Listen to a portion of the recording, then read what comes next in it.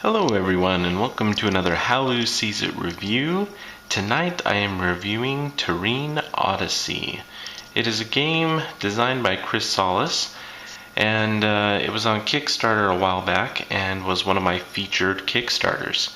And here we have the final product. So we'll go ahead and show you what's in the box, take a look at the components, tell you what I think of the game, and we'll go from there. So to start off, we have a nice box here. It is square and it isn't overbearingly large, which I love. There's still some room for additional cards and things like that, but the box has a nice feel to it. Very good quality box. Inside has this little double tray insert. You'll notice this tray is empty. Here I have some other components and everything laid out. So everything fits in there nicely. It's not too snug. It's like this balance for me. I like games that utilize, the box well and there isn't all this extra space. But then there are some games that like you put all the components in and you're questioning how on earth did this all fit in there before. Anyway, this is perfect size box in my opinion. Also, so in the game, this is a card strategy game.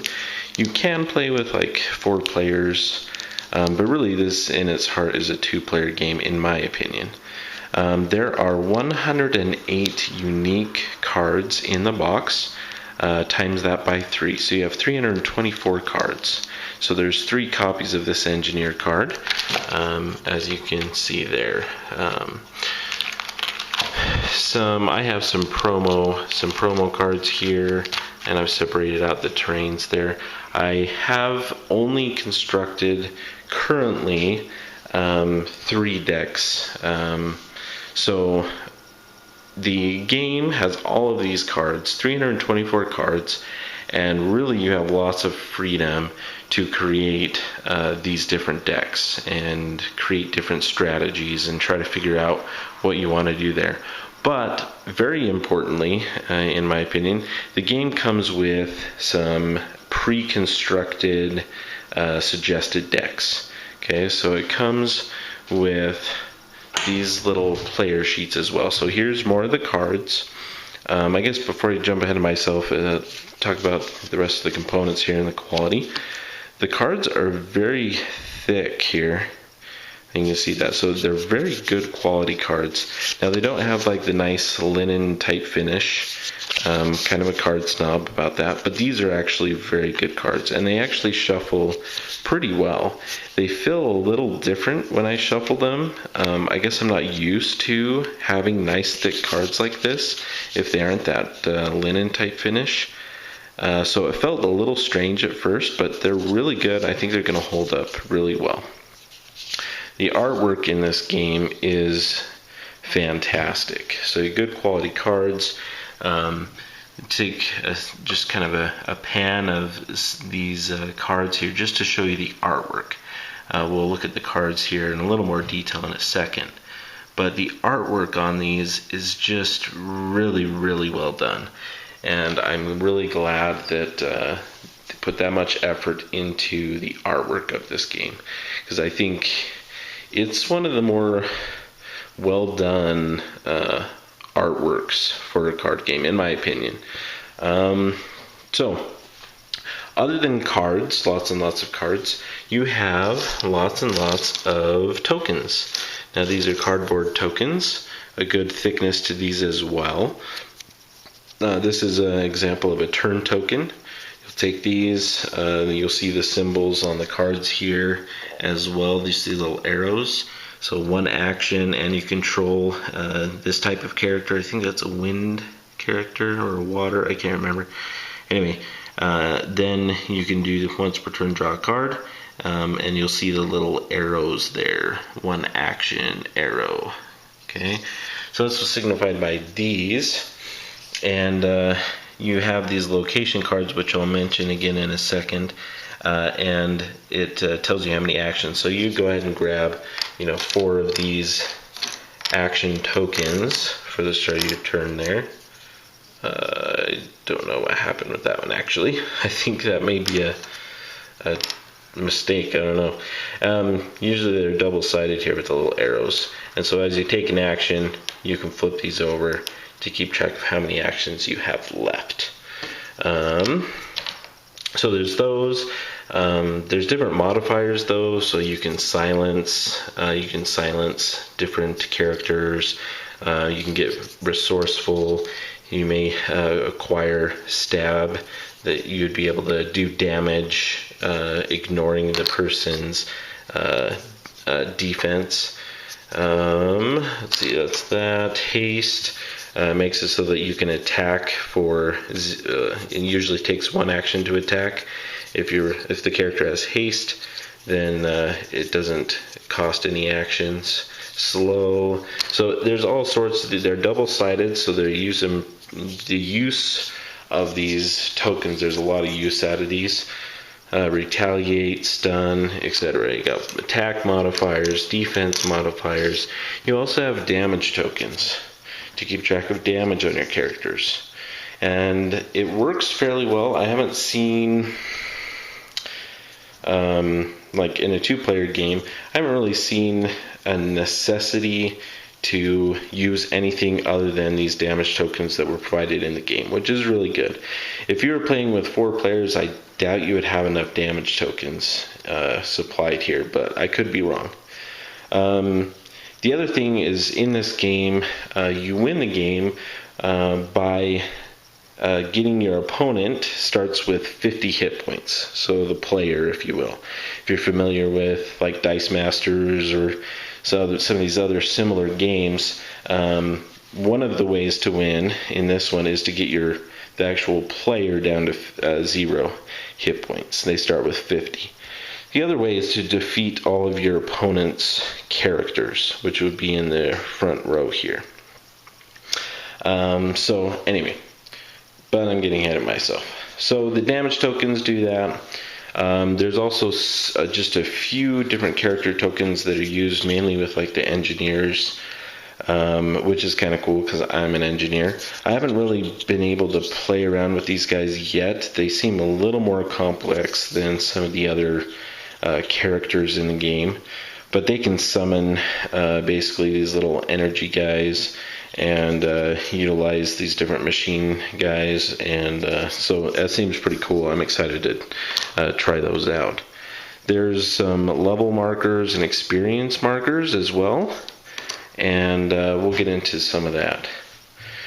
So, what else do we have in the box other than all of these wonderful cards and tokens, which I've spent 8 minutes talking about? Sorry, I feel like I'm rambling a little bit, but the quality component, in summary, is just really good. The game also includes these really cool reference sheets. So, each of these quick reference sheets, this one side goes through the actions, action phase, how to do the battles and everything, and they're all the same except for the artwork in the corner there. But then the other side are all different. So that one side is the same, but this side is specific for that hero. So you can only have one hero in your deck. I probably won't be able to get this to focus here. Having issues with this, but that character here is Jin the Ambitious up in the left hand corner there, and he is a hero, so you can only have one of those in your deck. And this is a kind of a starting party's setup for you. So it gives you some idea of a good starting setup, as well as a brief blurb here, paragraph blurb on some strategy to handle or use that deck. So we have all these pre-constructed decks in there. You have 6 different ones here, and very, very cool. There's also, you'll notice, there's a setup for if you're going first, and a setup if you're going second as well, because that kind of makes a big difference in your strategy. The rule book is nice and it has some good artwork again and some illustrations, but it just felt incomplete as I was going through. I felt a little confused still. I wish it had maybe like continuous. It has some example like battle examples there, but I kind of wish it had a few turns examples so that you could see more how the cards work. There is a reference here in the back for the different colored action strips, and you'll also see the reference to some of the modifiers, the slow, stun, and what those mean, which is great. I love this. This page, I mean, I had this open the first few times I was playing, helped out a lot. I just wish that there was more of that. There was more of a reference, and you'll be able to access more guidance and some clarifications online. But that's where I felt like it was lacking a little bit. As far as the gameplay goes, though, I really, really enjoy this game. So, I'm a fan of Dominion. I never played Magic. Can't believe I just admitted that. But I did play the Star Wars CCG, collectible card game. So I am familiar with that style. I played Dice Masters and, Thunderstone and some of these other games. So I feel like I kind of have some experience with these. This game, what I really like about this game is really cool, is that you create your deck here, and the pre-constructed decks are really nice because, you may not initially, depending on what type of player you are, you may not initially want to try to figure out how to balance your deck and how to make it, a really good deck. You may just want to play the game, and so these pre-constructed decks are really good. And besides that, you have this kind of suggestive starting parties, and you don't need to follow this, but it gives you a little bit of a starting strategy so you can see how these things work out, which is really cool. And not only that, but you start the game, okay, you have a deck of 30 cards. You're going to start the game with a location, and the location has how many actions you're going to have that, each turn, and it signifies, how leveling up. So if you gain 1 experience point, you're going to get plus 5 defense to that character. If they have 2 experience, then they're going to get plus 5 defense. If they have 3 experience, then they're going to level up and get plus 5 defense or heal 10 hit points, etc. These locations also have actions that you can utilize in the game as well. Oh, there we go. I finally got it to focus. The blue means that you can do that on anyone's turn. The green action has to be on your turn. But that is really cool, these little things, because you can actually have more than one location in your deck. And some are just kind of one-turn things, and it will be more like a weather type thing. You'll have a storm or something like that. And then it will go away. But very, very cool how these interact with the game. And once you, pull one out, you can then rotate between some of them if they aren't kind of a one-time use type thing.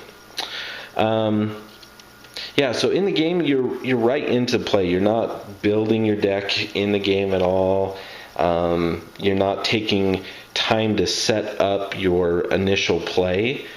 Each player is going to start with 4 1-supply characters. And, the more supply that a character takes, the more powerful it is. So you can only have a supply usually of 4 on the table at one time. So, if I didn't have these 2 guys, they got knocked out early, which is sad because those are really good characters. I have 2 supply in play right now. I could play another card face down that would have 2 supply, and so the 2, 1, and 1 would take me to 4. And so you can kind of figure out, okay, do I want to invest in, one of these more powerful characters, or do I want to stick with more 1-supply type characters to keep more options available? This deck is the Mr. White, the Astute deck, Spellcaster, and I'm just kind of choosing on this one because it's my favorite so far. You know, I play Hearthstone as well, and you know, the mage is pretty powerful. Well, I think these guys, Mr. White is pretty awesome with the fireball. Okay, so in the game you have characters. There's all sorts of different characters. You have hit points, defense, and attack values. Then you have different cards. You have command cards. These ones here, this deck has a lot of spells, which you need spellcasters, which all of these characters are in order to use those. You have items, and this one's full of different spell books and prophecies and things to help draw cards into your deck. And basically on your turn, you're going to draw one of these cards. You're going to get your actions from your location, and then you're pretty free to do what you want. Your game will start with all of your cards face down, so the player won't know, you know, unless you're dealing with the pre-constructed decks again and again. They may not know exactly, but you're going to start face down, and to recruit a character, usually that takes one action. Flip it over. Items usually stay face down until you use them, so that's kind of nice. Again, I have a surprise factor to that. So that's really cool. But I love the element that you both start with people already out in battle. I mean, this game really is designed on this kind of it says party-based card combat, you know, Final Fantasy, you know, those type of games where you have, you know, 4 party characters, and they'll have different abilities and items and potions and things like that. It has a very similar feel to it. It's really good.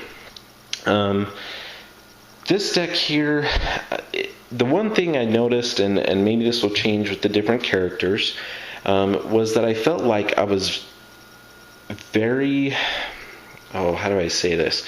I didn't have very many cards in my hand. And maybe I just need to get, you know, different strategy to it. Like this one here, this prophecy, for one action, draw 2 cards. That's really, really good and I didn't really utilize that the last time because I felt like I didn't have enough cards in my hand. So there's definitely a balance, and I think you have to be kind of very careful in how you play the game. But very, very fun. I just want to show you a little one combo here. I know I can't show you everything. It would just take me far too long. But it's really, really fun. So the idea behind some of these, so like this combination here that you can get is really cool with these 3 cards. So Mr. White here is a spellcaster. He's 25 hit points, 15 attack, 5 defense. For one action, once per turn, he can put a spell card from your discard into your hand. So he casts, let's say for one turn here, this spell. For one action, you can resolve spells based on the spellcaster's level. So if he's starting at a level 1, deal 10 stab damage to target character. So right there is 10 straight damage. Beyond, so the opponents, if this was the defender, if we flipped him over, I would get to ignore the 10 defense, and automatically he would have 10 damage. So he's down by half of his life. Pretty powerful. Well, what's even cooler is once this goes into the discard, I'll be able to use Mr. White here and pull that fireball back in my hand, put it down again, and be able to use it in a future turn. Not only that, but the training grounds here allows me to, if on my turn, if I have one action, control 2 or less characters. So let's say these 2 are face down. Okay. I have 2 or less characters. I can use one action, and a target character gains 1 experience point. So boom, I use that, give Mr. White an experience point. 1 experience point, he gets 5 defense. Go over here, let's see, you find some tokens, you get plus 5 defense, and 1 experience. Okay. So you move on, so you can level up by killing other characters as well, but you can also use this location, the training grounds, and you can level up Mr. White, get him more defense, so now he has a defense of 10. So you can boost him up, And once you get to level 2, this fireball does 15 stab damage to a target character or the player. So you can deal direct damage to the player. And usually, the other player has an opportunity to block it with other characters. But if you have this right to the end, this, just to give you an idea, level 3, deal 15 stab damage to target character and target player. So very, very cool. And these, similarly here, these spells are set up so that the more powerful, or the more leveled up you are, the more powerful the spells. So very cool. And the decks, just these pre-constructed decks anyway, are very well, done. There's a lot of thought put into these, but you can easily figure out different characters that are your favorite, put them together, try this and that. But very fun game. Terrene Odyssey, great components, tons of cards in here. The replayability of this is fantastic because you have the pre-constructed decks, but once you've played through those a few times, then you can go ahead and mix and match different cards. There's so many different things that you can do. And the game here has, in the back of the rule book here, you can see here there's all the different heroes, the 6 different heroes and pre-constructed decks listed out. And you have some guidelines here and some tips. So there's guidelines, it has to be 30 cards, has to have 1 hero. You have to have at least 4 1-supply characters so you can meet the requirements for setup. Your deck must have at least 1 terrain card, and that would be able to be put out in setup. And your deck must have at least 4 items and commands. The others are just tips and things, strategies. I mean, really, you have lots of different options at your fingertips. And like I said, I've only played this a few times, but I wanted to get this review out there, let you guys know that this is out here. Terrene Odyssey is available. You can get it on Amazon, and I'm really glad that I was able to feature this a while back and finally get the final product. Great job on the artwork, the components, the gameplay. It's very well thought out. So I really enjoy this game. The only downside was the instructions. I felt like was lacking a little bit. But kind of gain that, and you get more comfortable with the game as you go along. But initially, that might be a little road bump for you that you may need to work through. But once you get past that, I'm telling you, this is a great card game. Terrene Odyssey. Go ahead and check it out on Amazon, or look it up, Board Game Geek, get some more opinions. But that is how Lou sees it.